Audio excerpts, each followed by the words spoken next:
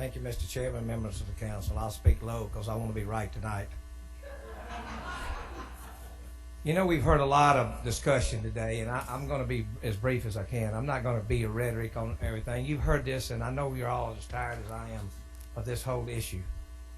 But I've sat here and listened time and time again of things where this person said this or this person said this, and it was right when they did it. It was wrong when somebody else did it. And I just wanted to point out just a few things. Most of the stuff's been said, and I'd be just beating this horse to death. You all know what's before you. This is one of the most huge issues of magnitude for the employees of this city that I've seen in my 45 years dealing with this city. And in 1969, when things came on, and then in 78, when they made changes, they made them for new hires. When we discussed this a few years ago, and we made the changes, the employees agreed to pony up 1.5% over 3 years, and all the changes were made for new hires. And that's kind of funny. So I started looking around the country, and every pension plan that's been adjusted throughout this country has all been made by new hires. Everybody that was affected has all been new hires in 40-something plans throughout this city. So I was listening to Councilman Flynn and some of the others talk about the mayor's letter, and he said, I believe maybe Councilman Lowry said, we got the mayor's letter with no details. And I was wondering what was wrong with that. Last week, we got a one-page document with no details and a concept, and the vote was 8-4 with one abstention. And by the way, Mr. Chairman, they did not vote in the committee. I've been here since 8 o'clock. But the thing about it is, I've heard that, you talk about, well, Detroit and these things and all this. This is really a crock. We've got plenty of money in this city. Look at the figures. I understand that you're getting a lot of pressure from Memphis Tomorrow and the chamber people and talking about, well, we got to hold the tax rate down.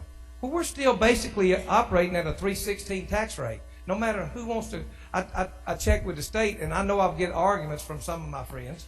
But the thing about it is, our tax rate is not out of line. There's other things that are going on with business. I had a businessman tell me last night, this is the most expensive trip that I incur when I travel. And I'm only counting airline tickets and hotel downtown. This is the most expensive trip I had. So I know we're all tired, and we've been going through this, but the whole issue here is of such great magnitude. Why the hurry? I set up today and I watched $80,000 proposed to do an audit on the health insurance fund after the fact. We've made all these changes and we put people's lives in total chaos, and we're probably going to lose some people because they've had you can't believe what we've been going through. And you can ask, by the way, I want to give HR Director Quentin Robinson some kudos. His staff has beat this city wide and long to try to find these people. We're picking these old people up, taking them and getting them insurance, or trying to. So that's already been done. But now we're going to call for an audit after the fact. Why not slow this train down, take the foot off of the big pedal, and let this thing coast a while, and go to Siegel, who's been in on this from day one, and let's see if these numbers are correct. Councilwoman Halpert said, and I'm not going to stand there and beat her up. I think everybody thinks they're doing the right thing. We just totally agree. We don't agree with the tactics or anything that's happening. But the thing about it is, people said, well, these figures are right. How do you know? We talked about having another set of eyes on the health care fund. What's wrong with that same set of eyes looking at this pension plan?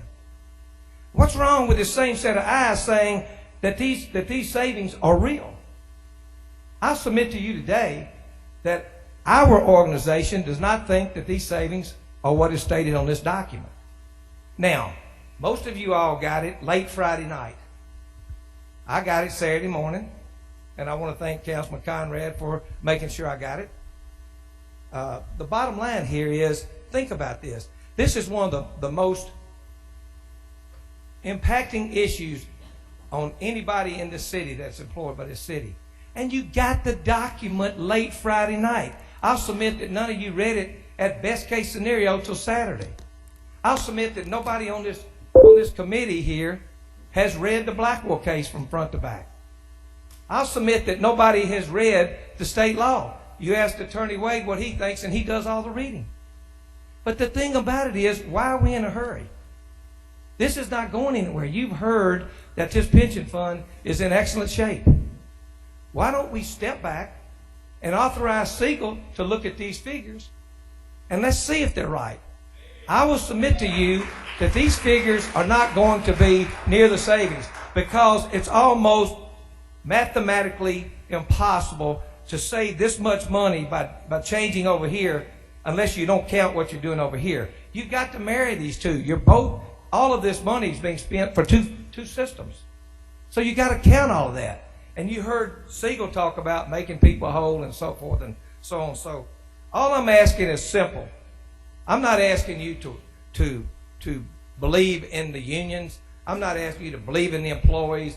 I'm only asking you to make sure that what you've been given is right.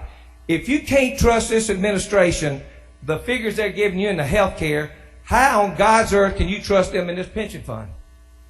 That's the same people doing the same accounting. So if one system is worth looking at, then I respectfully request this body to make sure that two systems get looked at, to make sure that when you're voting, and let me say this, as most of you know, I've been here every day, all day, and I pretty much know this thing's on a fast track. I'm just asking you to get it off the track for just a little while. Let Siegel, who you hired, who are your experts, let them do due diligence on this plan. And if it's that good, then you can come back and gloat and say, we told you so. All I'm asking is just slow the train down and have them look at this the same way we're going to look at the healthcare system.